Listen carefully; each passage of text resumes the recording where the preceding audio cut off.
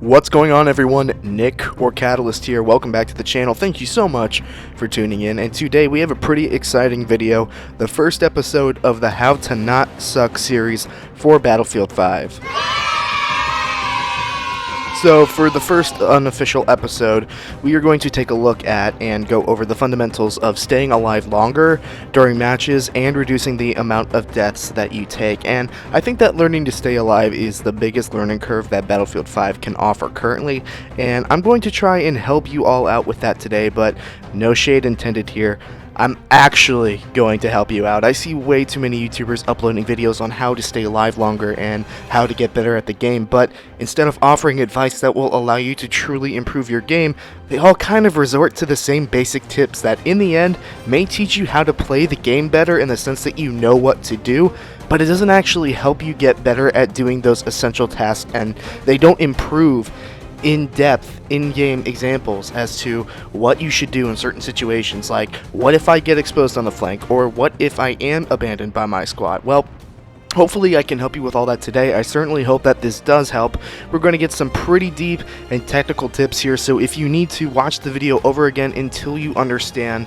And just know that Rome wasn't built in a day. It will take some time. There is no magic beanstalk that instantly makes you better, but this is a good place to start. So with that all being said, sit back and relax. This is going to be a long video with a lot of information. If you do end up enjoying the video, make sure that you do drop a like on it, share it around, ask any questions that you have in the comments below, and of course, subscribe. So before we get into the more detailed stuff, I want to quickly go over some generalities and tips that I think you should know before we get into the super technical stuff. In general, what we're going to be going over today in this video is patience, positions of control, map knowledge, pathing, predictions, and flanking, and how you can use all of these to make yourself a better player and survive longer. But right now, let's go over some of the more general tips and mental tips that I can give you. And the first tip is more of an unfair reality than anything else, and that's the fact that right off the bat, you'll probably survive longer if you are in a squad of players that you know and trust. I would almost make it a priority to play with players that you know 100% of the time if you can, because the hard reality is that the way people are playing this game right now, if you go down in a squad full of randoms, odds are you aren't going to get back up, and chances are they won't even make an effort to pick you up or give you ammo or give you health. The difference really is night and day. You are going to want teammates that you know are going to have your back when you make mistakes, because you are going to make mistakes. So my suggestion would be to play with friends if you have them, and if you are traditionally a solo player, make the extra effort to find randoms that you work well with and befriend them. Next, everyone knows by now that you can heal yourself with bandages by holding up on the directional pad if you are on console and using whatever it is on PC, but one thing that you should work on is using your medical packs at the right time. When you get shot, a lot of times the urge is to heal right away so that you don't die. What you're going to want to start consciously thinking about is using your med pack when you are away from danger, because any damage that you take, no matter how small, you can get scratched by a rat on Rotterdam. Any amount of damage that you take is going to stop the healing of the med pack, so my advice is to not use the med pack until you are certain that you are out of danger enough to actually get the med pack off and get a substantial amount of health back, because if you trigger the health pack while you are still in the line of fire and you get shot again, even if you make it out of this engagement alive, you are still down the one med pack that you have. And obviously this point is geared towards every class but the medic class, since the medic class has the unlimited supply of med packs. But the med pack is probably the most vital item at your disposal, and you don't want to be wasting your med packs and then having to go either find a health crate or find a medic that will throw you one, because knowing medics in this game, good luck with that. Also, along the lines of medics, if you see a squad mate down and you are not a medic, but you see a medic nearby, let that medic get the revive. I know it's very easy to get tunnel vision and go for the revive, but the medic is going to do it so much faster than you, and there is less chance that you get shot in the middle of the animation and get yourself killed. Another general tip is that you should use the cover around the map as much as you can. One thing you'll notice right away about Battlefield 5 is that there is more cover around, more sandbags, more gun emplacements, more debris that you can use to your advantage. Battlefield 1 was a game that for the most part left you out in the open a lot in the middle of your gunfights, and it was up to you to win your gun battles out in the open and then move on. You will get absolutely massacred in this game if you stand out in the open like you did in Battlefield 1 while you're in a gunfight. So if you have the chance, use cover and fortifications to your advantage. Hell, if you can find anybody building fortifications, use them to your advantage. Lord knows I'm not trying to be Bob the Builder out here. So now a mindset that you're going to want to get into. You're gonna die. It's inevitable that it's going to happen. The sooner you accept it, the more likely it is that you begin to make strides at becoming a better player. Hiding out in a building or proning behind a rock because you feel as if you are going to most certainly die if you go out in the open, you're actually putting yourself in a position that you will probably die faster than if you were on the move and not staying in one location. Moreover, you are going to want to get into the mindsets that stats don't matter. I know what you're probably thinking, but Catalyst, stats determine whether a player is good or not. Yes and no. I used to be under the impression that stats were the end-all be-all of what defines a good player. You'll even see me in my older videos talk a lot about stats, and I was genuinely an ignorant butthole about my stats in comparison to others, but once I got into competitive play, I slowly realized that stats don't mean anything. I had one of the highest scores per minute in the world in Battlefield 1. I had over 4,000 SPM, but I was getting destroyed by players much better than me. Stats in Battlefield should be treated like your macaroni art in kindergarten. Put it up on the fridge because it looks nice, but know that it really doesn't mean anything. A player can have a 4 or 5 kill death ratio, but that player may bipod with an MG42 on a street corner, near a flag to get those kills, and not die all that often, and end the game maybe 23-7 or something like that. But at the end of the day, did that player really do all that much? No, not really. And finally, don't get frustrated. You will not be receptive to learning from your mistakes if you are angry that you made them in the first place. Don't be afraid to say, I should have pulled back there, or maybe I should have flanked them from a different angle there. It's okay to admit your mistakes. Alright, so now, ladies and gentlemen, is where we get into the technical stuff. This is the stuff that you should be really paying attention to, so put on your glasses, put on your headphones if you got them, because we are going to go into a deep study session here. Let's get started with this clip right here. So obviously this is the Devastation map. Right out of the gate we're going to see an enemy here, but instead of shooting him right away, I'm going to wait until I have a better angle on him so that I can take him out. If I had started to shoot him on the street as he was running horizontally at the range that I was, there was a pretty good chance that he A, got away and then posted up waiting for me to come around, and I would have lost my advantage and I would have to win the gunfight, or B, he would have just turned and shot me. But no, we wait for him to pass and then we get the kill, and then we also get another kill on the guy in the corner right here, and then I'm going to get shot from behind. And I'm going to pause the clip here. So this is a good example of map knowledge and pathing. I know I just got shot from behind and I have to make a split-second decision on where I want to go to get out of his line of sight. I essentially have three options here. I can either turn around and return fire and try to look for him, I can continue straight and try to get behind the truck or the sandbags, or I can cut right into the church. And I'm going to elect to go into the church here for two reasons. Reason one is that I know that the players I had just killed were heading in the direction of the church, and there's a good chance that I can get behind some people in there, and it is also the shortest amount of distance that I could possibly have to go in order to get into cover. Since I only got shot once, I'm guessing that he probably had a sniper rifle or a Gewehr 43, so turning around will probably get me shot, and going towards the sandbags might also take too much time. In situations like these, always take the path that is quickest to cover, especially when you are being shot from behind, and the results are what I figured.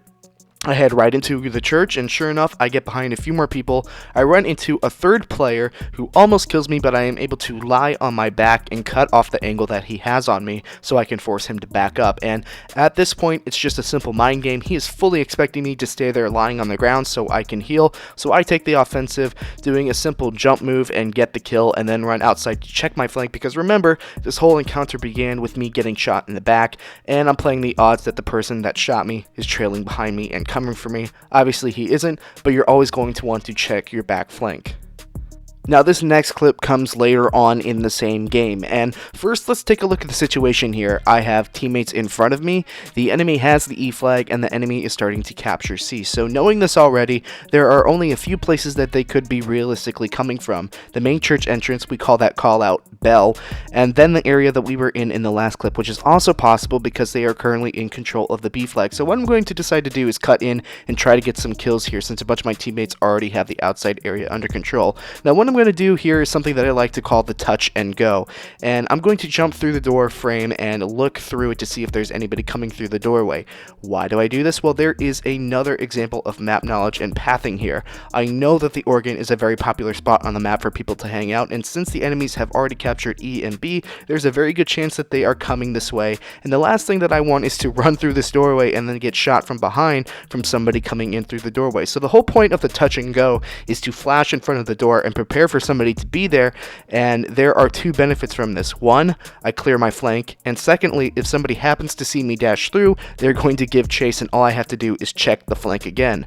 Watch what happens. I go on through and I take the path up to the Oregon and find the kill that I assumed would be there just by which flags the enemy has and which direction they may be coming from. I go back down and check the same door again, and guess what? Here comes Charlie Brown. Charlie Brown sits his butt down. And just by knowing that he just came through that door, I know that potentially somebody else is nearby. I go outside, check my corners, and I find the last guy and kill him before making my push to the E flag. A good rule of thumb to follow is that if there is one person, there is probably going to be more, and we'll talk about that more when we talk about positions of control later on. Now, this next clip is going to be an example of mainly predictions and, once again, map knowledge, again, from the same game. Now, keep in mind, it's going to take a while for everybody to learn the maps enough to know where you know everything about it, so don't be frustrated if you don't know everything right away. But watch this assault on the D flag here. I get somebody on the flank just now, and then I rush up into this building and get a kill on somebody coming out of the flag, and I jump across, and I do get tagged, so I head up to the high ground in the building so I can get the kill on the last guy, assuming that he is going to expect me to peek him from the same spot that he just shot me from, and sure enough, I find him in the corner. I jump down and head to the point, and I check both entrances to the point, left and right. I find somebody on the right and immediately push on through, and I find somebody that has just spawned. I find that kill and then re-examine the flag. And I happen to peek the same area again later on, and two more people come out. I get the first kill, but I lose the second gunfight because I run out of ammo. Now watch me do an almost identical push later on in the game. I get a kill in almost the same exact spot, but I also gain an addition kill on somebody in the second floor. I immediately push the same location that I did last time because I learned through the first gunfight that this is a spawn point over there. So you'll see me peek that and nobody is there this time. But the lesson here is that map knowledge can save your life, and predicting where people can be based on the map knowledge will make you better prepared for gunfights so you aren't as caught off guard by people as you may be right now. Battlefield 5 is very much so a game of letting the enemy come to you than it is going after your enemy like in Battlefield 1, and that is an adjustment that can be fixed by that mentality. And of course, you don't want to take the same approach to the same flag every time because you will get mixed results. That point being that you should predict where enemies will be and adapt to the situation based on where you are and where your teammates are. The final clip from this game comes at the C flag once again, and I'm looking at the situation here. I'm at a disadvantage on the flag, but again, knowing that the Oregon section is a popular vantage point on the map, I also know that this is off the map capture area, so at the very best, that spot is where somebody may be a spawn point for the other people on the flag. But since I'm alone and it would be hard to push it by myself, I shoot a smoke grenade up there to give myself a better chance. Now I run up and find somebody pushing from the back of the flag and take him out, but then return my attention to the Oregon, and wouldn't you know it, there are people up there. Who would have thunk it? I'm able to get all three of them, but the key to this split quad feed right here is that I smoked the area out first because I predicted that people would be up there based on the map knowledge. Maybe I'm hitting it too strongly on the head here, but I can't preach to you enough how important predictions, map knowledge, and pathing are in this game. About 40% of your deaths in this game will come from being shot in the side, from the back, or just being straight up surprised because you weren't expecting an enemy to be there, or you just charged yourself into a common traffic area without checking your corners. It's easier to do on some maps more than others, but the principles are still the same. You realistically want to always be thinking a step ahead of your enemy and anticipating what he or she is going to do, and that's how you are going to be able to avoid dying from those players, but you are also going to be able to get some of those crisp turn-on kills that you see the better players pull off. So now transitioning to some points on positioning and patience. Now, I said just a minute ago that about 40% of your deaths are going to be from bad foresight and pathing. The other 60% are going to be from bad positioning and or lack of patience, and this clip right here is a nice first example of things I like to call positions of control. Now, what is a position of control? Well, it could be a lot of things. It's a very broad term. It could be a flag, it could be multiple separate sections on that flag, it could be a single piece of high ground away from a point, but most commonly I think positions of control are most immediately the area that you possess in a gunfight, and I want you to think of your soldier as having almost like a bubble around him, and that is your permanent position of control. Now you can see as I pause the clip that we've seen so far that there are people near the bunker, and my teammate just got shot, and at this point I don't know where the enemy is, so I peek on a head glitch of this snow, but instead of running out, I decide to stay and not push. Why do I decide to do this? Well, this is a lesson in positioning and patience. The first reason I don't push out is I know one thing for certain, and that's where I am in relation to my teammates and the last kill.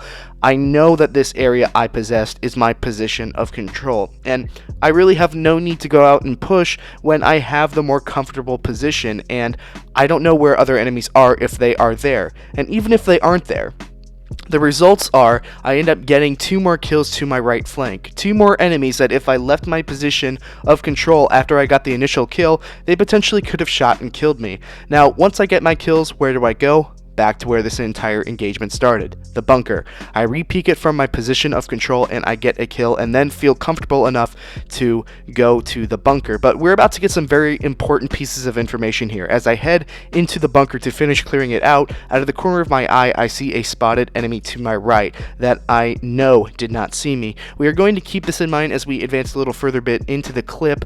I enter the bunker and there is an enemy in there. Here's a good example of enemy allocation. What information do I gather from this clip? Well, I know that the enemy is in the bunker and is not looking at me, so that gives me the knowledge that I should be killing the more dominant threat in this situation, which is the enemy outside, who could, at this point, look into the bunker and kill me if I would choose to shoot the enemy in the bunker first. The trade-off is that I know that the guy in the bunker is definitely going to hear me kill the guy outside of the bunker, so I need to be fast and kill him too. Probably the hardest skill that you can learn is which enemies to shoot at which times, and it's hard because sometimes you need to make split-seconds decisions, so in situations like these, shoot at the more present threat every single time, whether it's the medic or whether it's an assault player. So if you come up on a medic or assault player, always shoot the medic first because they can revive that other person regardless of whether he's in the squad or not. Often, in other situations, you want to be killing the person looking at you and then focusing on the player that doesn't know you're there. Let's see what happens. I get the kill on the guy outside, turn on the guy inside, but get shot by a third-party enemy on the outside. But, to be honest, I should have killed him too. Let's blame it on Dice's netcode this time. So in that last clip, we took a look at positions of control at a random point in the map. Well, what about defending an objective? Here we have a clip on Hamada Breakthrough, and we get a nice kill on a player here, and move down alongside the point and peek and get another kill on a player moving along the rocks closer to his spawn. Now, we go on the point from behind, and we are going to jump on the point and pause right here. First things first, I know there is a homie chilling on the floor to my right. We are going to deal with him later, but the main thing to look at here is that the flag is almost already captured back to my team's side. So, this tells me 2 things. 1, I have help on the flag. 2, this flag has been in the process of being captured for a good chunk of time now, and I'm going to have some company very soon.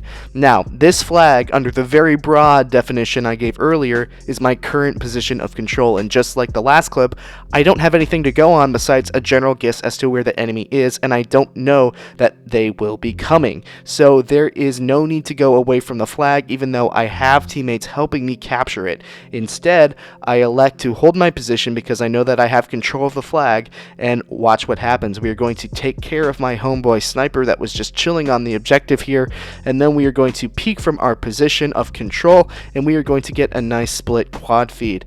I kill a couple of people advancing the point from the rocks, and then a bipotter all the way out in the distance. Now that the point is captured, it's finally time to move on, right? Wrong. Remember when I said a good rule to know is that if there's one, there's probably going to be more? Well, here is where most players might poop their pants.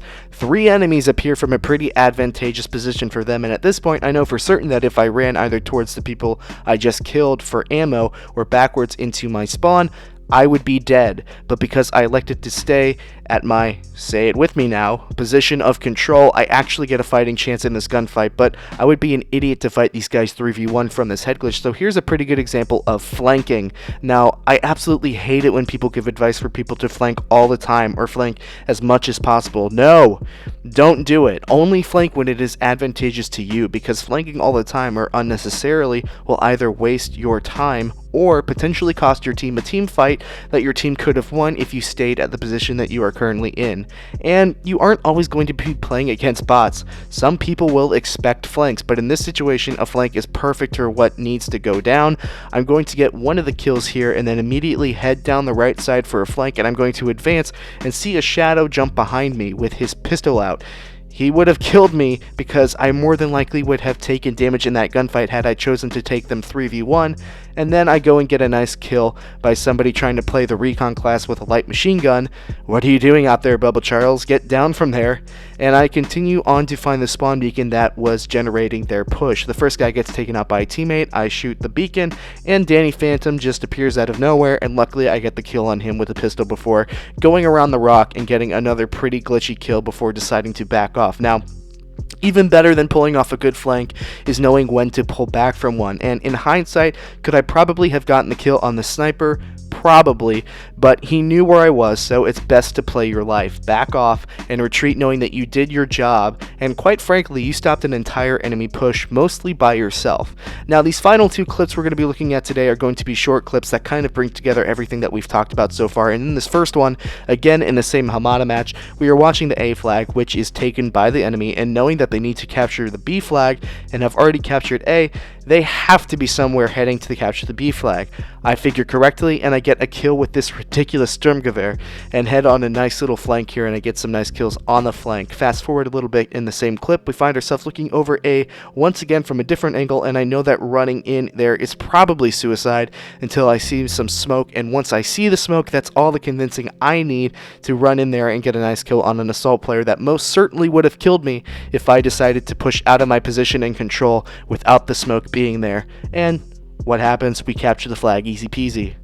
In the final clip we have here, I'm going to be advancing to the C flag, and I'm going to establish my position of control at this hedge grove and the area around it. I get a kill off a nice suppression spot from my teammate and immediately relocate, seeing that it's hard to spot people from the flowers, and I'm pretty exposed, so I go over to the wall and cover my flank, establishing myself at a nice head glitch to make sure that the flank is okay before I go into the flowers a little bit and get another kill. Now, instead of pushing further and potentially getting killed, I go and check behind me, and I get a spot from a teammate again, and I end up getting 2 kills here after throwing a grenade.